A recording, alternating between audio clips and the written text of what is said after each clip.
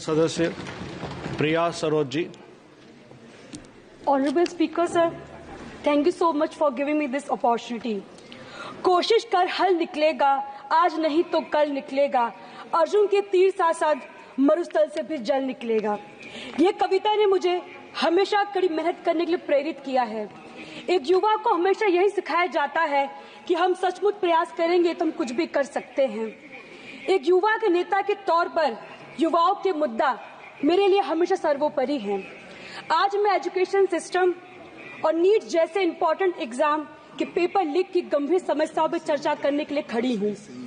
ये मुद्दे हमारे युवा और भविष्य के लिए अत्यंत महत्वपूर्ण हैं और इन पर तत्काल ध्यान देने की आवश्यकता है। सर, भारत भाग्यशाली है कि देश की कुल जनसंख्या में 60% से अधिक युवा हैं और इनमें से अधिकतर छात्र हैं। ये युवा देश के विकास कार्यों के लिए बहुत कुछ कर सकते हैं। हालांकि एजुकेशन सेक्टर को हमेशा इनसफिशिएंट बजट का सामना करना पड़ता है। सरकारी वादे भले ही बहुत बड़े होते हैं, लेकिन वास्तविकता में मैं इन वादों को पूरा करते हुए नहीं देख रही हूँ। इसका सीधा असर सरकारी स्कूलों और कॉलेज की व्यवस्थाओं पर पड़ता है, खासकर ग्रामीण क्षेत्रों में। सरकारी स्कूल में शिक्षा की भारी कमी है। भर्ती प्रक्रिया में ट्रांसपेरेंसी कमी के कारण शिक्षा नहीं मिल पा रही है लोगों को। इससे छात्र को क्वालिटी एजुकेशन पे असर पड़ रहा है। सर, किसी भी परीक्षा के पेपर लीक से लाखों छात्रों की मेहनत पर बेकार हो जाती है।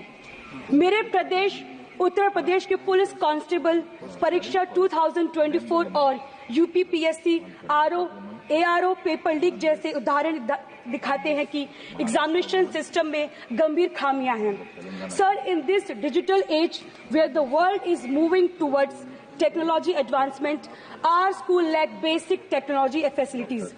The situation is particularly bad in rural areas. It is imperative to connect students with modern technology so they can compete globally.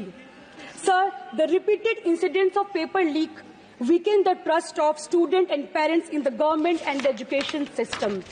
Such incidents indicate the serious flaws in our examination system, which need immediate rectification.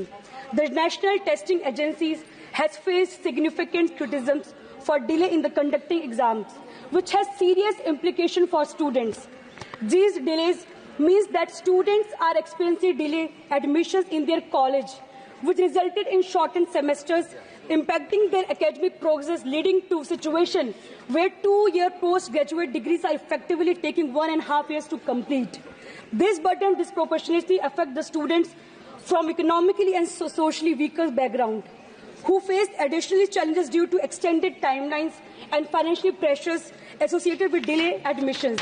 The NTA's inability to conduct exam in a timely manner is not just administrative failure, it is real consequences for the education trajectories millions of students across the country. Sir, हमें उचित training, routine inspection और modern technology को अपनाने की आवश्यकता है। Paper leak में शामिल लोगों को सख्त सजा देने की जरूरत है ताकि ऐसी घटनाएं वापस ना हो। हमारे छात्रों को फॉरेन कंट्री में बेहतर अवसर मिल रहे हैं। हमें अपनी शिक्षा संस्थानों को वर्ल्ड क्लास बनाना होगा ताकि हमारे युवा बाहर न जाए और यही बेहतरीन सुविधाओं का लाभ उठाएं। अंत में मैं सरकार से आग्रह करती हूँ कि एजुकेशन सिस्टम और एग्जाम के कंडक्ट में सुधार के ठोस से ठोस कदम उठाए जाए, जिससे हमारे स्टूडेंट्स का भविष्य सुरक्षित होगा और देश की प्रगति सुनिश्चित होगी। ये भाजपा सरकार कहती है कि सबका साथ सबका विकास, लेकिन इन्होंने तो केवल अपना विकास किया है। देश की जनता जाग चुकी है। पीडीए के मान सम्मान में की डकैती की रक्षा केवल इंडिया गठबंधन कर सकती है। यदि ये सरकार चाहती है कि सबका साथ सबका विकास का नारा पूरा हो तो जातीय जनगणना करा के सबको हिस्सेदारी दे। धन्यवाद।